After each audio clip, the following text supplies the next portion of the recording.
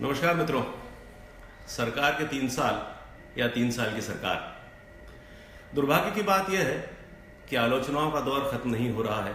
असंतुष्टों की संख्याएं बढ़ती जा रही है सरकार के खिलाफ। ऐसे माहौल में मैं आपके सामने एक बार फिर हाजिर हुआ हूं सरकार की तरफ से कुछ जवाब देने के लिए।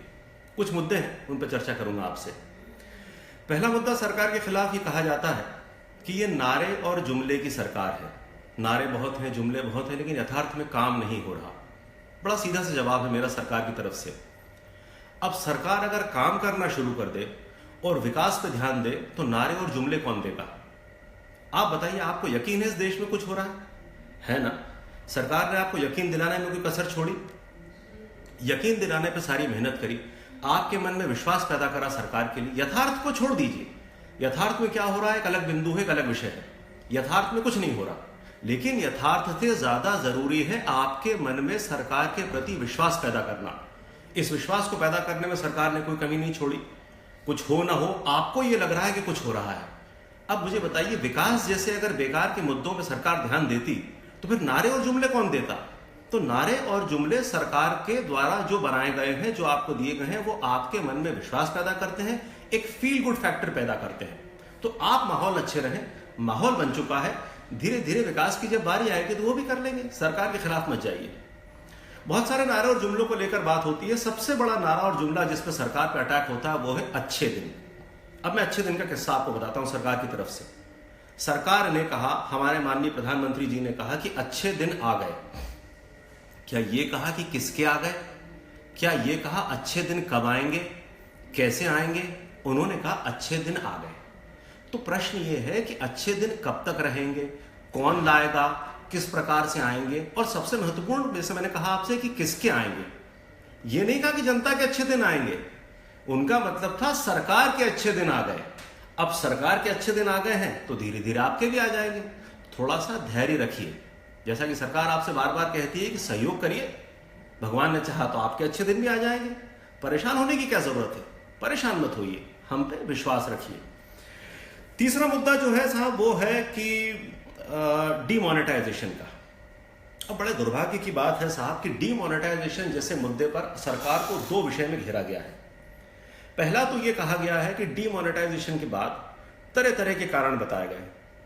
कैशलेस इंडिया, ब्लैक मनी को वापस लाना, टेररिज्म की फंडिंग को रोकना, डिजिटल इंडिया, या कोई भी दूसरा मुद्दा हो। कहने का मतलब यह कि सरकार किसी एक बात पर नहीं रुकी। बार बार प्रधानमंत्री जी नए नए कारण बताते रहे। अरे ये तो प्रोग्रेसिव सरकार की पहचान है। अगर सरकार या प्रधानमंत्री जी एक ही मुद्दे को बार बार कहते तो आपको नहीं लगता कि एक ही बात को, घिसी पिटी बात को बार बार रिपीट कर रहे हैं? इसलिए उन्होंने हर बार वर्जन बदल दिया। शुरुआत करी साहब ब्लैक मनी से। ब्लैक मनी को हम रोकेंगे, ब्लैक मनी को बाहर से लाएंगे, ब्लैक मनी की फंडिंग रोकेंगे। फिर उन्होंने कहा कि साहब हम टेररिज्म की फंडिंग रोकेंगे। फिर उन्होंने कहा, धीरे से ये कहा कि साहब डिजिटल इंडिया बनेगा। फिर बना कि कैशलेस सोसाइटी बनेगा। कहने का मतलब ये कि सरकार विकास में कहीं रुकी नहीं, कारण बदलते रहे, आपको यकीन दिलाते रहे कि कुछ ना कुछ कारण तो सही होगा आपके लिए। अब आप कह रहे हैं कि साहब बयान बदल दिए, तो बयान तो बदले, बयान तो बदलने ही पड़ेंगे। प्रोग्रेसिव सरकार है साहब, आगे कैसे बढ़ेगी? दूसरा मुद्दा डीमोनेटाइजेशन पे जो उठा है, जीडीपी 2% डीमोनेटाइजेशन के बाद गिर गई। आपको याद होगा मित्रों कि डीमोनेटाइजेशन का डिक्लेरेशन 8 नवंबर 2016 को माननीय प्रधानमंत्री जी ने करा था। 24 नवंबर को राज्यसभा में हमारे पुराने प्रधानमंत्री श्री मनमोहन सिंह जी ने कहा था कि इससे जीडीपी 2% गिर जाएगी। यकीनन गिर गई। तो समस्या क्या है? वही तो हुआ जो विपक्ष ने कहा था। सरकार ने वही करा जो विपक्ष ने कहा था। अरे हम आपका साथ दें, आपकी बात को यथार्थ करें, आपकी बात को अमली जामा पहनाएं, तो भी आपको तकलीफ है। अरे भाई, आपने कहा 2% जीडीपी गिरेगी, हमने गिरा दी। आपने कहा इकोनॉमिक हालत खराब होगी, हमने इकोनॉमिक हालत खराब कर दी। अमर्त्य सेन साहब ने कहा था कि देश की इकोनॉमी बड़े खराब स्थिति में आ जाएगी, हम लिया।